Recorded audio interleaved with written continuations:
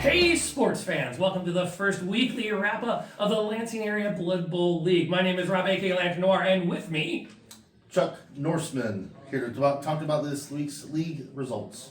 And they were some smashing results, if you don't mind a light pun. We're going to kick off first with a recap of Vester's Jesters, a group of the old world versus the Gobby Horror Show.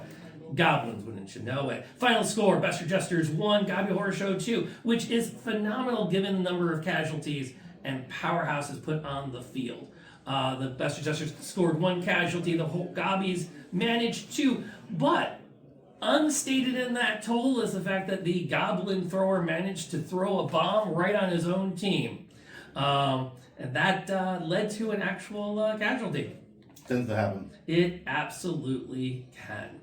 Also, we have the results from the Orc team at Green Legs and Wham!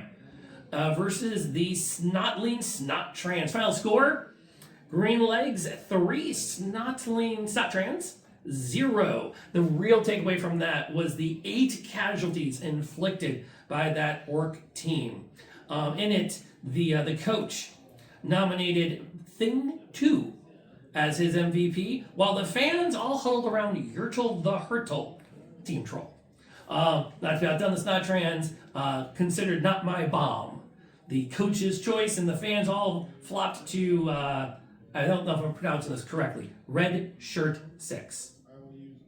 Must be a Star Trek fan. His mother did not like him a lot. And then the last one to bring up in this phase, the Delphi Dip Duck Dodgers were unable to present any kind of effective resistance to the Ragnarots. The Shamely Undead went 2-0 over the Amazons in a solid grind on the pitch. There is an honorable mention, though, for the Amazonian Phoebe, who managed to kill a zombie. Not like just knock him down. I mean, he did. We'll talk about him later in the memorial. Chuck, over to you. That's tough, Rob. It's tough. So we have the Feldor Oaths, Old World, versus the Undun Flop, the Bretonians. They were a 1-1 game with only 1 casualty on the French team. MVP for the Old World was the George Pickoff, a human catcher. And then for the Bretonians, a lineman got it, of all things. How strange is that? Fickle fan, the crowd threw a wayward ball back into the pitch, landing it perfectly at the feet of the Bretonian, far in the backfield of the opposite team. It's not a good sign, Chuck, when the fans have a better throwing arm than your player. Yeah, for sure. Maybe they just felt bad for the Bretonians. The unsung hero, Derek Stingley VII, secured the MVP after taking a heavy block to the face, allowing his teammate to scoop the ball and score. Take one for the team, I guess. Sometimes you got it. The big blunder, the Dwarf Blitzer, Cedric Grey Mountain, tripped while rushing and managed to crack his own 10+ armor in a critical moment of the game, causing a turnover. Brutal stuff.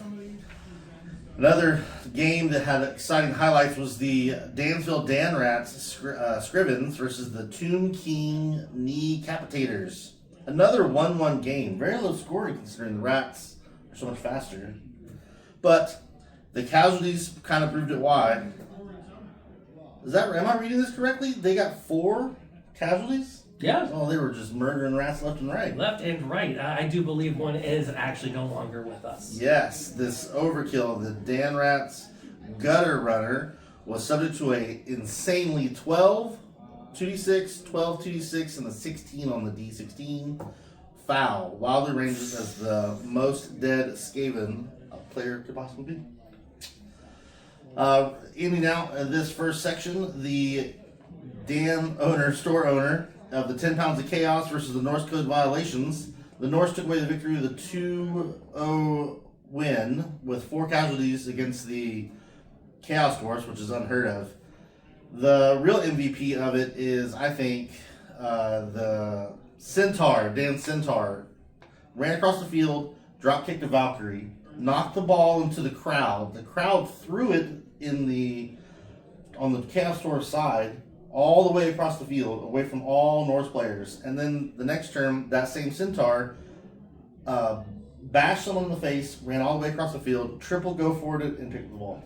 Nice. Insane set of die rolls. Oh, yeah. Well, those Centaurs, those are forces to be reckoned with. At least that's what my ex says. Yeah. And Andy says they're not a horse. Don't call them a horse. That's rude.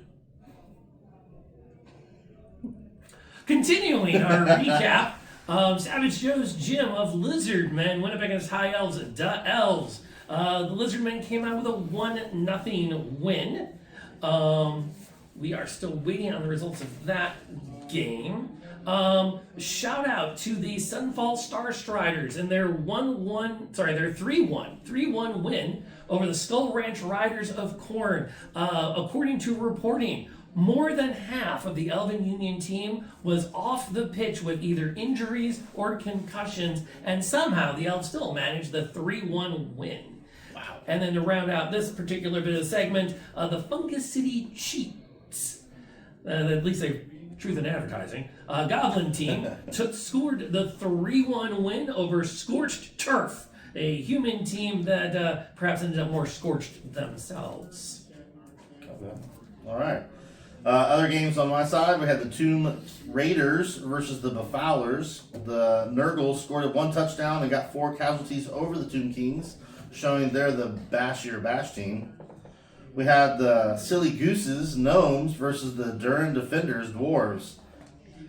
Listen to this, folks. The Dwarves got 4 touchdowns and 3 casualties. Somehow, they just kept trucking through. The train didn't stop. I didn't even think dwarves knew how to cross the field that fast. I didn't either. The pain train just kept going, I guess. Toot toot. Okay. Lustrous Monarchs, Amazons versus the Nighthawks, Bretonians. Luke got 2 touchdowns and 2 casualties versus a complete shutout of the other Amazon team. Brutal stuff. Absolutely.